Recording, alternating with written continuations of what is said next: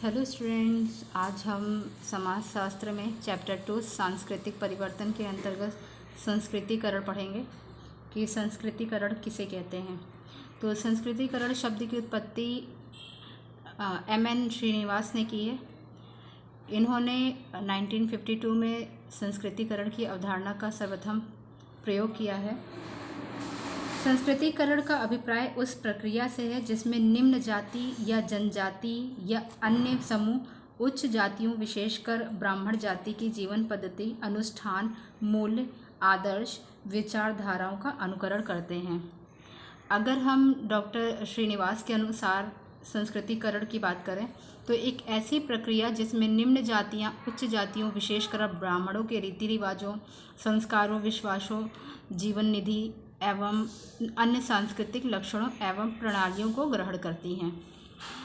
जैसे एक निम्न भारत में वर्ण व्यवस्था के अंतर्गत 4 जातियां हैं, ब्राह्मण, क्षत्रिय, शूद्र और वैश्य। जब ये निम्न जातियां जैसे शूद्र जाति ब्राह्मण के या क्षत्रिय के रीति रिवाज, उसके खान पान, रहन सहन, विभिन्न संस्कारों, विवाह संस्कार, मुंडन संस्कार इत्यादि को देखकर उन संस्कारों को, उन रीति रिवाजों को, उन पहनावों को अपनाती है और उनकी जाति में प्रवेश करने की कोशिश करती है।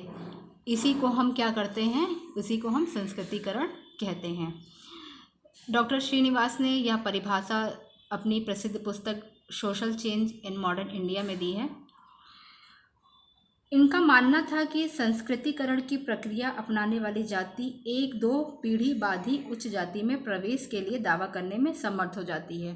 जैसे कोई निचली जाति के वंशज जो हैं, जब उच्च जाति के वंशज की रहन सहन, रीति रिवाजों को अपनाते हैं तो इनको निम्न जाति से उच्च जाति में प्रवेश करने में कम से कम 1 से 2 पीढ़ी लग जाती है। भारत में जातियों को समान नहीं मानते हुए एक जाति को अन्य जाति से उच्च माना जाता है। संस्कृतिकरण के द्वारा कोई भी जाति, जनजाति या समूह उतार चढ़ाव के सामाजिक क्रम में वर्तमान से ऊंचा स्थान, जो उसकी वर्तमान स्थिति है, उस वर्तमान स्थिति से उच्च स्थान प्राप्त करने का प्रयास करती है कि उसके आगे आने वाले वंशज या उसकी आगे आने वाली पीढ़ी है जो वो निम्न जाति से या निम्न जाति या जनजाति से हटकर उच्च जाति में प्रवेश करे।